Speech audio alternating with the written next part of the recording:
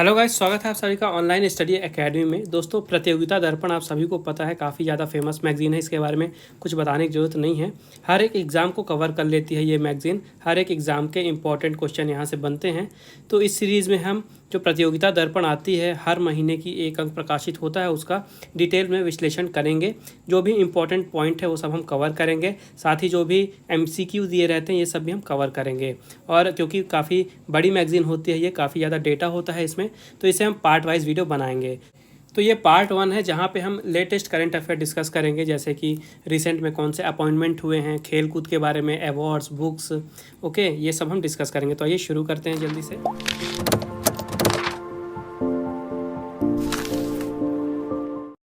तो ये शुरू करते हैं इस महीने के नवीनतम सामान्य ज्ञान। तो सबसे पहले शब्द संक्षेप दिया है, यानी एब्रिविएशन। सबसे पहले है COP26, COP26। इसका मतलब होता है कॉन्फ्रेंस ऑफ पार्टीज 26। इसकी व्याख्या यह है कि यह United Nations framework convention of climate change से संबंधित पक्षों के आगामी 26वें सम्मेलन का संक्षिप्त नाम है। ये आपको याद रखना है।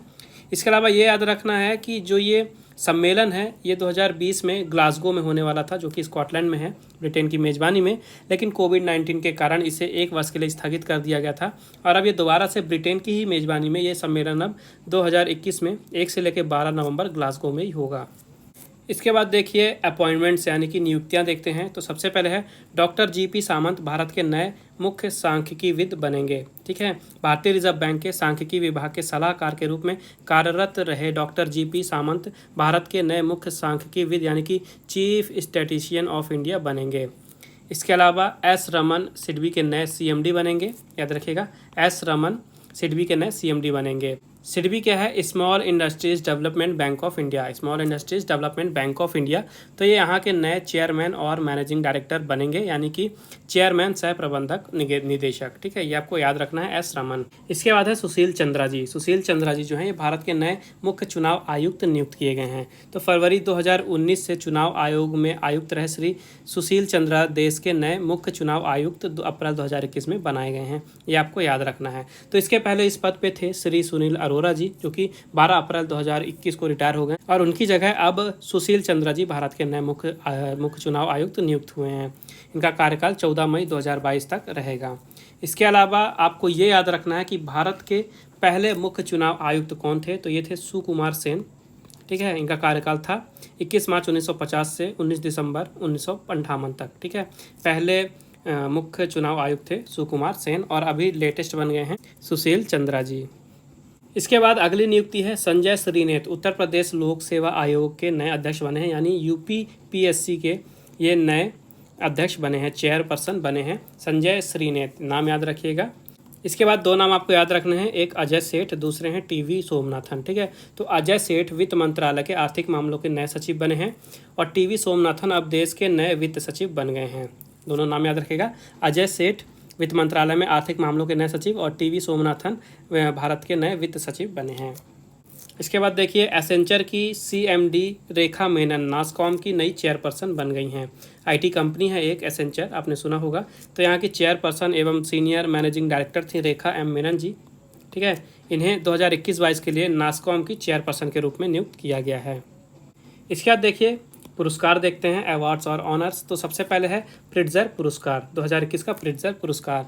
तो फ्रांस के जीन फिलिप वासल और एनी लेकेशन, नाम याद रखिएगा, जीन फिलिपे वैसल और एनी लेकेशन दोनों ही फ्रांस के हैं। इनको संयुक्त रूप से आर्किटेक्चर यानी वास्तुकला के क्षेत्र में वर्ष 2021 का प्रतिष्ठित प्रिट्जर पुरस्कार दिया गया है। प्रिट्जर पुरस्कार दिया गया है 2021 का। और ये अवार्ड इम्पॉर्टेंट है क्योंकि आर्किटेक्चर के फील्ड में यानी कि वास्तुकला के क्षेत्र में ये नोबल पुरस्कार के बराबर माना जाता है। ठीक है, 2018 में ये पुरस्कार वास्तुकार बालकृष्ण दोषी को दिया गया था भारत में। ठीक है, तो ये नाम भी आपको याद रखना है। इसके बाद है एबेल पुरस्कार 2021 का। तो एबेल पुरस्कार जो है ये मैथ के फील्ड में, गणित के क्षेत्र में नोबेल प्राइज़ माना जाता है। तो 2021 का जो एबेल पुरस्कार है ये बुडापेस्ट स्थित Alfred rainy institute of mathematics में कार्यरत लास्लो लोबाज, ठीक है, लास्लो लोबाज एवं प्रिंसटन स्थित इंस्टीट्यूट फॉर स्टडी में कार्यरत अवी विगडरसन, 2 नाम आपको याद रखने हैं, लास्लो लोबाज और अवी विगडरसन, इन दोनों को संयुक्त रूप से ये अवार्ड दिया जाएगा। इसका अवार्ड जो है प्राइज मनी होता है 60 लाख क्रोनर्स, लगभग $7.04 लाख। इसके बाद है चमेली देवी जैन पुरस्कार 2020-21 का। तो मीडिया प्लेटफॉर्म गांव कनेक्शन के लिए कार्य करने वाली लखनऊ स्थित पत्रकार नीतू सिंह, नाम याद रखिएगा, नीतू सिंह को पत्रकारिता के क्षेत्र में वर्ष 2020 का चमेली देवी जैन पुरस्कार मार्च 2021 में नई दिल्ली में एक समारोह में प्रदान किया गया है। चमेली देवी जैन पुरस्कार, नाम याद रखिएगा, नीतू सिंह को। इसके अलावा है विजडन के leading cricketer of the year. तो जो क्रिकेट की बाइबल कही जाती है, यानी क्रिकेटर्स अलमानक के नाम से जाने जाने वाली मैगजीन विजडन, ये हर साल अपनी मैगजीन प्रकाशित करती है और उसमें क्रिकेटर ऑफ द ईयर चुने जाते हैं। तो इस साल पुरुषों में बेन स्टोक्स को, इंग्लैंड के ऑलराउंडर हैं, इनको leading cricketer of the year के रूप में चुना गया है। और महिलाओं में बात करें तो ऑस्ट्रेलिया की बेथ मूनी को दिया गया है महिलाओं में leading cricketer of the year का अवार्ड। तो नाम याद रखिएगा, इंग्लैंड के बेन स्टोक्स और ऑस्ट्रेलिया की बेथ मूनी। इसके अलावा ये पॉइंट याद रखिएगा, पिछले साल भी बेन स्टोक्स को ये अवार्ड दिया गया था, लगातार दूसरी वर्ष इनको ये अवार्ड दिया गया है। इसके अलावा वेस्ट इंडीज़ को किरण पोलार्ड हैं, इन्हें leading T20 cricketer of the year से सम्मानित किया गया है। Leading T20 cricketer of the year से सम्मानित किया गया है। इसके अलावा एक दिवसीय अंतर्राष्ट्रीय क्रिकेट के 5 दशकों के इतिहास में प्रत्येक दशक के विजडन के सर्वश्रेष्ठ क्रिकेटर के नाम भी अनाउंस किए गए हैं। तो उसकी शुरुआत हुई 1971 पे, ठीक है। 1971 में क्या हुआ, 5 दशकों के लिए टीम चुनी गई है 1971 से 2020 के लिए। तो कपिल देव जी को, ठीक है, याद रखिएगा, कपिल देव को 1980 के दशक के लिए, सचिन तेंदुलकर को 1990 के दशक के लिए, विराट कोहली को 2010 के दशक के लिए दशक का सर्वश्रेष्ठ क्रिकेटर चुना गया है, ठीक है। 3 ये भारतीय थे, ये नाम याद रखने हैं। बाकी 1970 के दशक के हेतु विवियन रिचर्ड्स और 2000 के दशक के हेतु मुथैया मुरलीधरन। टोटल 5 दशक थे, 5 अवार्ड थे और भारत की तरफ से 3 थे। 1980 कपिल देव, 1990 सचिन तेंदुलकर और 2010 विराट कोहली। इसके बाद देखिए बाफ्टा पुरस्कार 2021 दिए गए हैं, ठीक है, जिसमें से अमेरिकी फिल्म है नोमाडलैंड को 4 पुरस्कार मिले हैं। बाफ्टा का फुल फॉर्म सबसे पहले देखिए, British academy of film and television arts, ये बाफ्टा का फुल फॉर्म है। इस साल ये 74वें अवार्ड दिए गए हैं, ठीक है। पूरी तरह से वर्चुअली तरीके से ये अवार्ड ऑर्गेनाइज कराए गए थे। और चीनी मूल की अमेरिकी फिल्मकार हैं क्लाओ झाओ, ठीक है, काफ़ी ज़्यादा इंपॉर्टेंट नाम है, आगे चल के अभी और भी अवार्ड बताऊंगा आपको। तो बाफ्टा में ये चीनी मूल के अमेरिकी फिल्मकार हैं क्लाओ झाओ द्वारा इनकी निर्देशित एक फिल्म है नोमाडलैंड, इसको सर्वश्रेष्ठ फिल्म का अवार्ड मिला है और टोटल इस फिल्म ने 4 बाफ्टा पुरस्कार जीते हैं इस साल। तो देखिए सर्वश्रेष्ठ अभिनेत्री का पुरस्कार फिल्म नोमैडलैंड की जो एक्ट्रेस हैं फ्रांसेस मैकडॉर्मेंड, इनको दिया गया है। फ्रांसेस मैकडॉर्मेंड, इनको बेस्ट एक्ट्रेस का अवार्ड दिया गया है। बेस्ट एक्टर का अवार्ड दिया गया है एंथोनी हॉपकिंस को, ये याद रखिएगा। बेस्ट फिल्म का award Nomadland, best actress Frances McDormand, best actor Anthony Hopkins. इसके अलावा सर्वश्रेष्ठ डायरेक्टर का अवार्ड मिला है क्लाओ झाओ को, ये हैं, ठीक है, क्लाओ झाओ को नोमैडलैंड के लिए ये अवार्ड दिया गया है बेस्ट डायरेक्टर का। फिर देखिए बाफ्टा के बाद ऑस्कर अवार्ड भी देख लेते हैं। इस साल 93rd ऑस्कर अवार्ड दिए गए हैं 2021 के। ऑस्कर अवार्ड को ही हम एकेडमी अवार्ड से भी जानते हैं और ये जो अवार्ड है ये academy of motion pictures arts and science यानी AMPS के द्वारा प्रतिवर्ष दिया जाता है, ठीक है। तो यहाँ पे भी नोमैडलैंड ने काफ़ी ज़्यादा झंडे गाड़े, काफ़ी ज़्यादा अवार्ड जीते हैं इस मूवी ने। और यहाँ पे बेस्ट डायरेक्टर यहाँ पे भी क्लाओ झाओ ने जीता है, ठीक है। तो आइए यहाँ पे कुछ अवार्ड देख लेते हैं। सर्वश्रेष्ठ फिल्म नोमैडलैंड, सर्वश्रेष्ठ अभिनेता एंथोनी हॉपकिंस, और इन्होंने एक तरह से इतिहास रचा है क्योंकि ये सबसे ज़्यादा उम्र के एक्टर बन गए हैं ऑस्कर जीतने वाले। इसके बाद है सर्वश्रेष्ठ अभिनेत्री फ्रांसिस मैकडॉर्मेंड, सर्वश्रेष्ठ निर्देशन क्लाओ झाओ नोमैडलैंड के लिए, सर्वश्रेष्ठ इंटरनेशनल फिल्म अनदर राउंड, ठीक है, सर्वश्रेष्ठ एनिमेटेड फिल्म सोल, सर्वश्रेष्ठ डॉक्यूमेंट्री माई ऑक्टोपस टीचर, सर्वश्रेष्ठ डॉक्यूमेंट्री शॉर्ट सब्जेक्ट में कॉलेट्टे। तो बस इतना ही अवार्ड रखने हैं, काफ़ी हैं, इन्हीं में से क्वेश्चन बन जाएंगे। इसके बाद देखिए फिलीपींस की खोजी पत्रकार को गुइलेर्मो कानो प्रेस स्वतंत्रता पुरस्कार 2021 दिया गया है। तो यूनेस्को ने पत्रकारिता के क्षेत्र का वर्ष 2021 का गुइलेर्मो कानो विश्व प्रेस स्वतंत्रता पुरस्कार यानी कि Guillermo Cano world press freedom prize Philippines की खोजी पत्रकार व मीडिया एग्जीक्यूटिव मारिया रेस्सा, ठीक है, मारिया रेस्सा को ये अवार्ड दिया गया है। काफ़ी ज़्यादा इंपॉर्टेंट क्वेश्चन है ये और काफ़ी ज़्यादा इंपॉर्टेंट नाम भी है, याद रखिएगा। मारिया रेस्सा को दिया गया है Guillermo Cano world press freedom price. इसके बाद है पेस का अवार्ड। पेस यानी कि parliamentary assembly of council of Europe. तो पेस का जो 2020 का अपना वाक्लाव हावेल मानवाधिकार पुरस्कार है उनका, यानी वैक्लेव हैवेल ह्यूमन राइट्स अवार्ड है पेस का। ये सऊदी अरेबिया की मानवाधिकार कार्यकर्ता है जिनका नाम है लुजैन अल हथलोल। ठीक है, लुजैन अल हथलोल को ये अवार्ड दिया गया है, नाम याद रखिएगा, लुजैन अल हथलोल। इसके बाद देखते हैं कुछ डेथ्स यानी कि निधन के बारे में। तो सबसे पहले नरेंद्र कोहली, हिंदी के वरिष्ठ साहित्यकार थे ये डॉक्टर नरेंद्र कोहली। इनका हाल ही में 81 वर्ष की आयु में निधन हो गया है। इनमें याद रखना आपको कि इनको 2017 में पद्मश्री से सम्मानित किया गया था। इसके बाद है रंजीत सिन्हा जी, ये सीबीआई के पूर्व निदेशक रह चुके थे। इनका भी हाल ही में 16 अप्रैल को 68 वर्ष की आयु में निधन हो गया है कोविड के कारण। इसके बाद है शंख घोष जी, तो बांग्ला कवि एवं साहित्यकार थे ये शंख घोष जी। इनका हाल ही में 21 अप्रैल को कोलकाता में 89 वर्ष की आयु में निधन हो गया कोविड के कारण। इन्हें 1997 में साहित्य अकादमी पुरस्कार दिया गया था, 1998 में सरस्वती सम्मान दिया गया था और 2016 में ज्ञानपीठ पुरस्कार भी दिया गया था। इसके अलावा 2011 में इन्हें पद्म भूषण से भी सम्मानित किया गया था। इसके बाद है शशिकला जी, तो 4 अप्रैल 2021 को 88 वर्ष की आयु में इनका निधन हो गया और ये पूर्व प्रसिद्ध अभिनेत्री रह चुकी हैं। इनका हाल ही में निधन हो गया है और बॉलीवुड के कैरियर में इन्होंने 100 से भी अधिक फिल्मों में मुख्य भूमिकाएं निभाई हैं। इसके बाद है महामंडलेश्वर, तो हरिद्वार कुंभ में शामिल होने आए निर्वाणी अखाड़े के महामंडलेश्वर कपिल देवदास जी का कोविड-19 के कारण संक्रमण के कारण उनकी मौत हो गई। इसके बाद है श्रवण राठौर। ठीक है, तो हिंदी सिनेमा के प्रसिद्ध संगीतकार थे, आपने सुना होगा नदीम श्रवण की जोड़ी, तो इन्हीं में से एक थे श्रवण राठौर जी। इनका 22 अप्रैल को मुंबई में निधन हो गया कोविड के कारण। इसके बाद है संजय चक्रवर्ती, ये निशानेबाजी के जाने माने कोच थे संजय चक्रवर्ती जी। हाल ही में इनका भी निधन हो गया, इन्हें द्रोणाचार्य पुरस्कार से भी सम्मानित किया गया था। इसके बाद है प्रिंस फिलिप, तो ब्रिटेन की महारानी एलिजाबेथ द्वितीय के पति प्रिंस फिलिप जिन्हें ड्यूक ऑफ एंडेनबर्ग के नाम से भी जाना जाता था, इनका हाल ही में 99 वर्ष की आयु में निधन हो गया है। इसके बाद है साइमन मरांडी। साइमन मरांडी कौन थे? तो झारखंड मुक्ति मोर्चा के संस्थापक थे साइमन मरांडी, हाल ही में इनका भी निधन हो गया है। इसके बाद हैं पंडित राजन मिश्रा, बनारस घराने के प्रसिद्ध शास्त्रीय गायक थे पंडित राजन मिश्रा। हाल ही में इनका भी 70 वर्ष की आयु में निधन हो गया। इन्हें 1998 में संगीत नाटक अकादमी पुरस्कार से सम्मानित किया गया था और 2007 में इन्हें पद्म भूषण से भी सम्मानित किया गया था। इसके बाद है जगदीश खट्टर, तो मारुति उद्योग लिमिटेड के प्रबंध निदेशक यानी मैनेजिंग डायरेक्टर रहे थे ये जगदीश खट्टर। हाल ही में 78 वर्ष की आयु में इनका निधन हो गया है। इसके बाद है सोली सोराब जी। ठीक है, सोली सोराब जी वरिष्ठ अधिवक्ता हैं, साथ ही भारत के पूर्व अटॉर्नी जनरल रह चुके हैं। तो हाल ही में 91 वर्ष की आयु में इनका निधन हो गया है। 2002 में इन्हें भी पद्म भूषण से सम्मानित किया गया था। इसके बाद हैं मोहन एम शांतनगोदर, तो सर्वोच्च न्यायालय में न्यायाधीश रह चुके न्यायमूर्ति मोहन एम शांतनगोदर का हाल ही में 62 वर्ष की आयु में निधन हो गया है। आइए देखते हैं कुछ इंपॉर्टेंट डेज यानी महत्वपूर्ण दिवस या सप्ताह जो भी है। तो यहाँ पे आप पढ़ रहे हैं जून का एडिशन, लेकिन यहाँ पे आपको इंपॉर्टेंट डेज दिख रहे हैं अप्रैल के। तो प्रतियोगिता दर्पण में ऐसा ही होता है, थोड़ा पीछे के क्वेश्चन आते हैं लेकिन सब इंपॉर्टेंट रहते हैं, ये है। अगर आपको लेटेस्ट भी देखने हैं तो हमारे चैनल पे डेली करंट अफेयर्स के वीडियोस अवेलेबल हैं, आप उन्हें भी देख सकते हैं, तो आपको लेटेस्ट करंट अफेयर भी मिलते रहेंगे। लेकिन प्रतियोगिता दर्पण भी आपको ज़रूर देखनी है। तो आइए अभी यहाँ पे अप्रैल के दिए हैं तो अप्रैल का ही कवर कर लेते हैं। सबसे पहले 1 अप्रैल को उड़ीसा दिवस मनाया गया।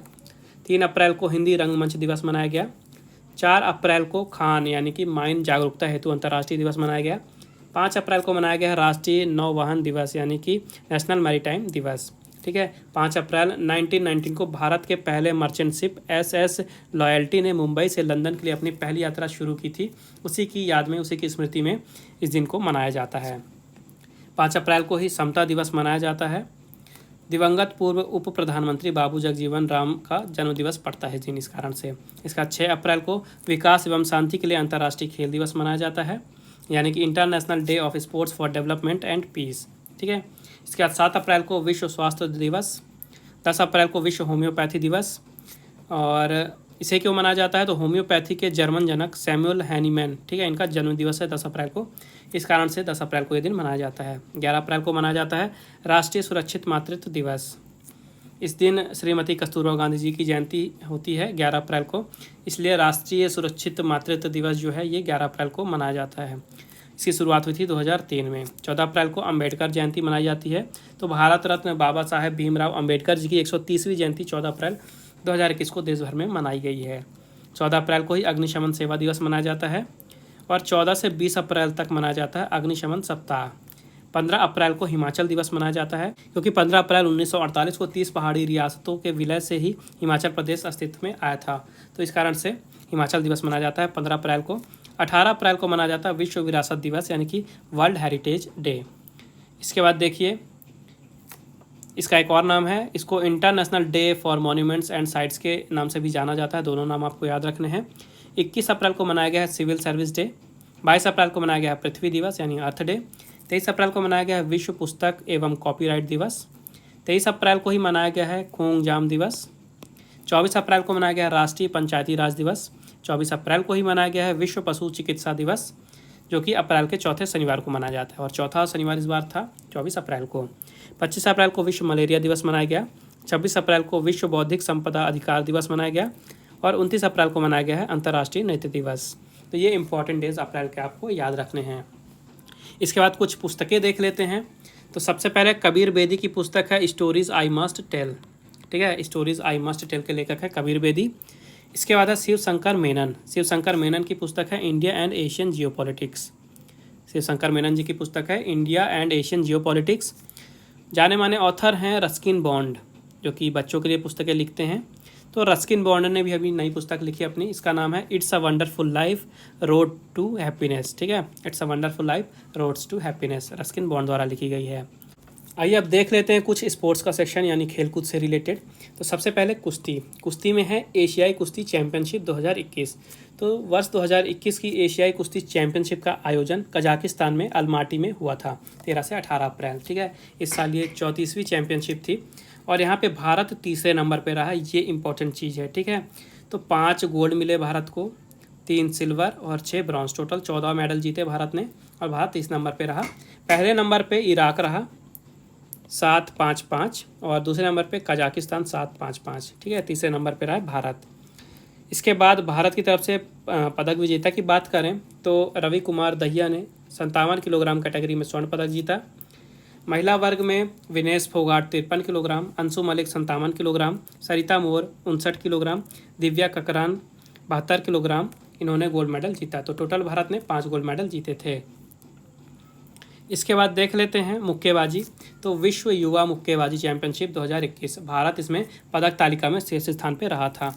तो AIBA यानी कि अंतर्राष्ट्रीय मुक्केबाजी संघ के तत्वाधान में विश्व युवा मुक्केबाजी चैंपियनशिप का आयोजन पोलैंड के कील्स में हुआ था। ठीक है, पोलैंड के कील्स में हुआ था, ये आपको याद रखना है। और भारत यहाँ पे 8 स्वर्ण जीता, 3 कांस्य जीता। तो टोटल भारत ने यहाँ पे 11 मेडल जीते, और पदक तालिका में सबसे ऊपर रहा भारत। सबसे ज़्यादा गोल्ड मेडल भारत ने जीते। तो किसने किसने गोल्ड जीता तो देख लेते हैं। सचिन ने 56 किलोग्राम कैटेगरी में। इसके बाद महिला वर्ग में गीतिका नरवाल 48 किलोग्राम कैटेगरी में, नाओरेम बाबिरो जीसाना चानू इन्होंने जीता 51 किलोग्राम की कैटेगरी में स्वर्ण। 57 किलोग्राम की कैटेगरी में पूनम पुनिया ने स्वर्ण पदक जीता है। विंका ने जीता है 60 किलोग्राम की कैटेगरी में स्वर्ण पदक। इसके बाद अरुंधति चौधरी, इन्होंने 69 किलोग्राम की कैटेगरी में गोल्ड जीता। थोकचोम सनामाचा चानू, इन्होंने 75 किलोग्राम कैटेगरी में स्वर्ण पदक जीता है। इसके बाद है अल्फिया पठान, इन्होंने 81 किलोग्राम कैटेगरी में स्वर्ण पदक जीता है। इसके बाद है भारोत्तोलन। ठीक है, तो एशियाई भारोत्तोलन परिसंघ यानी Asian weight lifting federation AWF के तत्वाधान में वर्ष 2020 के एशियाई भारोत्तोलन चैंपियनशिप का आयोजन उज्बेकिस्तान के ताशकंद में हुआ था। ठीक है, उज्बेकिस्तान के ताशकंद में हुआ था। तो यहाँ पे भारत ने 2 पदक, 1 स्वर्ण और 1 कांस्य जीता है। ठीक है, याद रखिएगा, 1 स्वर्ण और 1 कांस्य जीता है। तो स्वर्ण किसने जीता है 22 वर्षीय झिल्ली दल बेहेरा। ठीक है, झिल्ली दल बेहेरा ने, इन्होंने 45 किलोग्राम कैटेगरी में स्वर्ण पदक जीता है। और साइखोम मीराबाई चानू ने 49 किलोग्राम कैटेगरी में कांस्य पदक जीता है। फिर देखिए फुटबॉल से रिलेटेड न्यूज़ है। तो इंडियन सुपर लीग 2020-21 का जो सीज़न था, इसे मुंबई सिटी विजेता बना है। तो इंडियन सुपर लीग जो कि फुटबॉल टूर्नामेंट है ISL, इसका 7वां संस्करण था, जो कि नवंबर 2020 से मार्च 2021 तक आयोजित कराया गया गोवा में। और कोविड के कारण ये जो मैचेस थे सभी गोवा में खेले गए, क्लोज स्टेडियम में, कोई दर्शक यहाँ अवेलेबल नहीं थे। और इस साल मुंबई सिटी ने इस टूर्नामेंट को जीत लिया। याद रखिएगा, इंडियन सुपर लीग 2020-21 की विजेता बनी है मुंबई सिटी। इन्होंने फाइनल में ATK मोहन बगान को हराया, और ATK मोहन बगान के राय कृष्णा, इनको लीग के सर्वश्रेष्ठ खिलाड़ी के रूप में चुना गया है। फिर देखिए कोपा डेल रे। तो बार्सिलोना ने फाइनल मुकाबले में एथलेटिक बिलबाओ को 4-0 से हराकर कोपा डेल रे कप जीत लिया, जो कि फुटबॉल का टूर्नामेंट था। इस साल इसका 119वां संस्करण था। इसके अलावा टेनिस की बात कर लेते हैं तो मोंटे कार्लो मास्टर्स, ठीक है, 2021 का मोंटे कार्लो मास्टर्स, इसे फ्रांस में ऑर्गेनाइज कराया गया था। और इस साल स्टेफनोस सिसिपास, ठीक है, स्टेफनोस सिसिपास, इन्होंने जीत लिया है मोंटे कार्लो मास्टर्स में एकल खिताब। इसका देखिए formula 1 race Italian grand prix, ठीक है, तो इमोला इटली में 18 अप्रैल 2021 को संपन्न हुई थी ये Italian grand prix formula 1 race, और इसमें रेडबुल टीम के मैक्स वर्स्टैपेन विजेता रहे थे, ठीक है। दूसरे नंबर पे वर्ल्ड चैंपियन जो कि मर्सिडीज़ के लिए रेसिंग करते हैं लुइस हैमिल्टन रहे थे, और पहले पे रहे थे मैक्स वर्स्टैपेन। याद रखिएगा ये रेडबुल के लिए रेसिंग करते हैं। इसके बाद कुछ विविध है, इन पे भी नज़र डाल लेते हैं। तो कोविड-19 के महामारी के चलते उत्तर कोरिया टोक्यो ओलंपिक के खेलों से हट गया है, ठीक है। तो जुलाई अगस्त 2021 में जो टोक्यो ओलंपिक होने वाले थे, 32वें ओलंपिक, हाल ही में उत्तर कोरिया यानी नॉर्थ कोरिया ने वहाँ से पार्टिसिपेशन करने में मना कर दिया है कोविड-19 के कारण, ये याद रखिएगा। दूसरी न्यूज़ ये है कि 2022 में जो कॉमनवेल्थ गेम्स होने वाले थे, राष्ट्रमंडल खेल, वहाँ पे महिला क्रिकेट को भी शामिल कर लिया गया है। तो बर्मिंघम में होंगे 2022 के कॉमनवेल्थ गेम्स 28 जुलाई से 8 अगस्त तक। यहाँ पे वुमेंस क्रिकेट को शामिल किया गया है। तो यहाँ पे 8 टीमें शामिल होंगी, भारत, ऑस्ट्रेलिया, न्यूजीलैंड, पाकिस्तान, दक्षिण अफ्रीका एवं मेजबान इंग्लैंड। इनके अलावा एक कैरिबियाई क्षेत्र की टीम रहेगी और एक 8वीं टीम अलग से रहेगी। तो टोटल 8 टीम पार्टिसिपेट करेंगी। तो आज का सेशन यहीं समाप्त करते हैं। वीडियो का फर्स्ट पार्ट था, आई होप आपको पसंद आया होगा, और काफ़ी सारी इंपॉर्टेंट चीज़ें इसमें कवर की गई हैं। और भी इंपॉर्टेंट चीज़ें हैं जैसे कि नेशनल इंटरनेशनल अफेयर्स हैं, कुछ और इंपॉर्टेंट टॉपिक्स हैं, MCQ हैं, और आने वाले क्वेश्चन हैं, कुछ मॉडल पेपर्स हैं, ये सब भी हम डिस्कस करेंगे। तो मेक श्योर चैनल को जल्दी से सब्सक्राइब कर दीजिए, वीडियो को ज़्यादा से ज़्यादा शेयर कीजिए और बेल आइकन जरूर दबाइएगा, ताकि जैसा ही इसका नया पार्ट आए तो आपको तुरंत नोटिफिकेशन मिले। तो आई होप आपको वीडियो पसंद आई होगी। वीडियो पसंद आई है तो प्लीज़ वीडियो को लाइक भी ज़रूर करिएगा। मिलते हैं फिर अगले पार्ट में, तब तक के लिए take care and thank you guys.